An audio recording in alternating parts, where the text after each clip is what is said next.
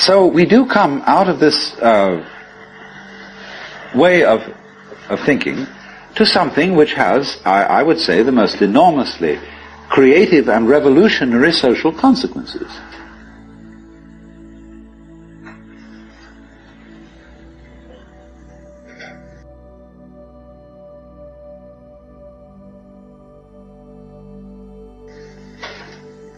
That it has become not virtuous, not self-sacrificing, and not anything like that. It has become the hardest practical politics to let go control to others, to give up trying to dominate the scene.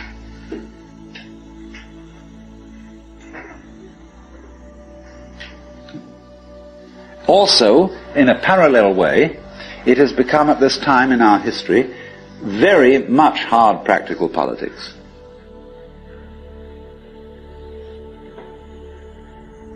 To learn how to enjoy ourselves. You can go to the Protestant people with their Protestant ethic who are against this kind of thing, and now say to them with great glee, it is your solemn duty to learn how to enjoy yourself.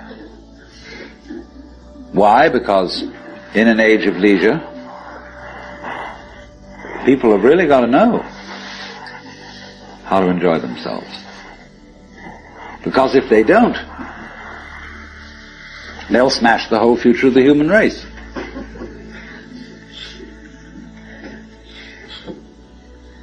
So a utopia has become not some sort of a dream, but an urgent necessity.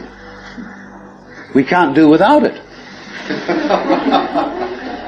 Because if we try to do without it, what's going to happen is that we are going to terminate our race in a mutual massacre of scapegoats.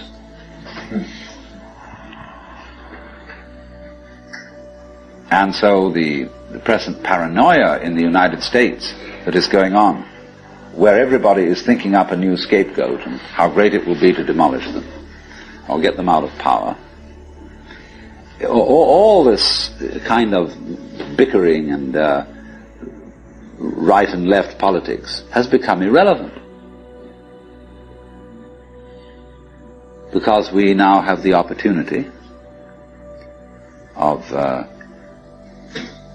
trusting our own intelligence, our own technology.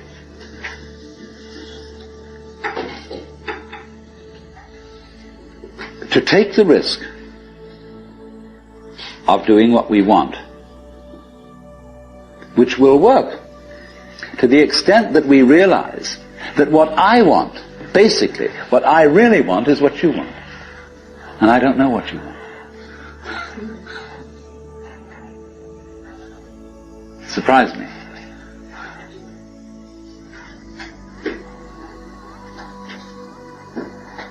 But that's the kinship between I and thou.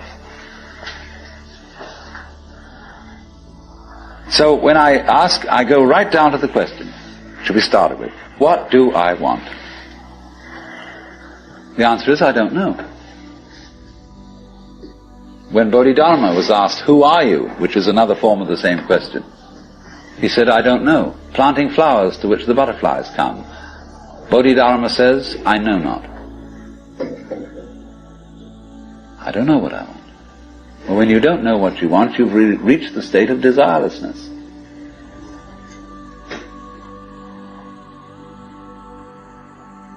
When you really don't know.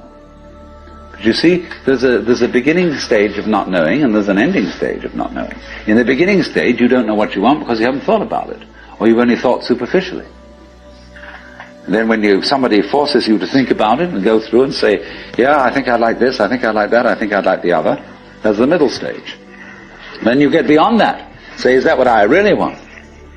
In the end you say, no, I don't think that's it. I might be satisfied with it for a while, and I wouldn't turn my nose up at it, but it's not really what I want. Why don't you really know what you want?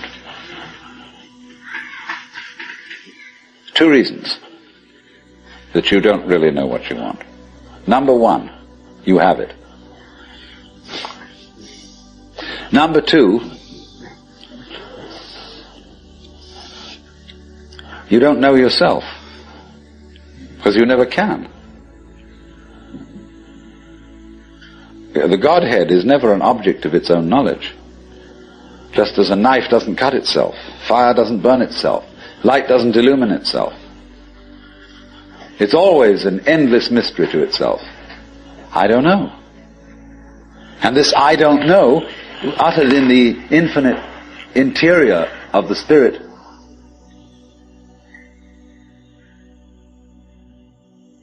this I don't know is the same thing as I love, I let go, I don't try to force or control. It's the same thing as humility.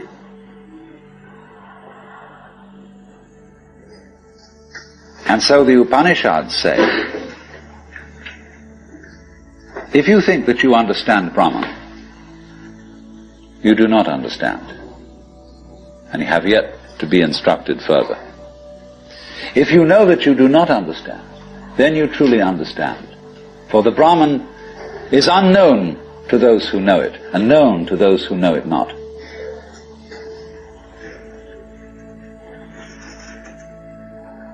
And the principle is that any time you, as it were, voluntarily let up control, in other words, cease to cling to yourself, you have an access of power. Because you're wasting energy all the time in self-defense, trying to manage things, trying to force things to conform to your will. The moment you stop doing that, that wasted energy is available. And therefore you are, in that sense, having that energy available, you are one with the divine principle. You have the energy. When you're trying, however, to act as if you were God, that is to say, you don't trust anybody and you're the dictator and you have to keep everybody in line, you lose the divine energy. Because what you're doing is simply defending yourself. So then, the principle is, the more you give it away, the more it comes back. Now you say, I don't have the courage to give it away. I'm afraid.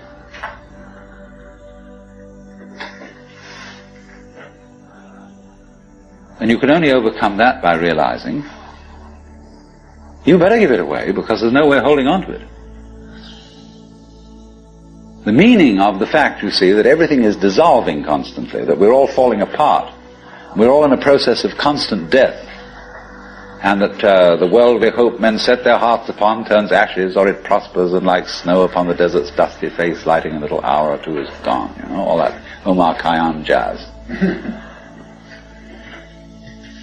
You know, the cloud-capped towers, the gorgeous palaces, the great globe itself, aye, all which it inherits shall dissolve, and like this insubstantial pageant faded, leave not a rack behind. All falling apart. Everything is. That's the great assistance to you. See, that fact that everything is in decay is your helper. That is allowing you that you don't have to let go, because there's nothing to hold on to. It's achieved for you, in other words, by the process of nature. So once you see that you just don't have a prayer, and it's all washed up, and that you will vanish and leave not a rack behind, and you really get with that, suddenly you find you have the power. This enormous access of energy. But it's not power that came to you because you grabbed it. It came in entirely the opposite way. And power that comes to you in that opposite way is power with which you can be trusted.